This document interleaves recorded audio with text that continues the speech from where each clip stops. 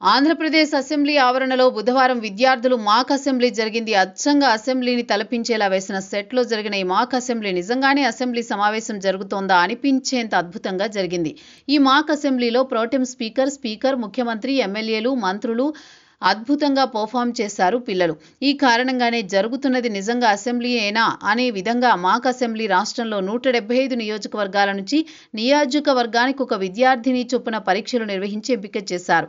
రాజ్యాంగ దినోత్సవాన్ని పురస్కరించుకుని ఏపీ పాఠశాల విద్యాశాఖ నిర్వహించిన ఈ మాక్ అసెంబ్లీ స్పీకర్ అయ్యన్న పాత్రుడు, ముఖ్యమంత్రి చంద్రబాబు, విద్యాశాఖ మంత్రి లోకేష్, ఎమ్మెల్యేలు ప్రత్యక్షంగా అచ్చంగా అసెంబ్లీలాగే ప్రోటెం స్పీకర్కు బాధ్యతలు అప్పగించడం, తర్వాత ప్రశ్నోత్తరాల సమయం, అలాగే బిల్లులు, చివరగా మాక్ అసెంబ్లీలో విపక్ష సభ్యులు పోడియంను చుట్టుముట్టడం మార్షల్స్ రంగప్రవేశం అంటున్నారు.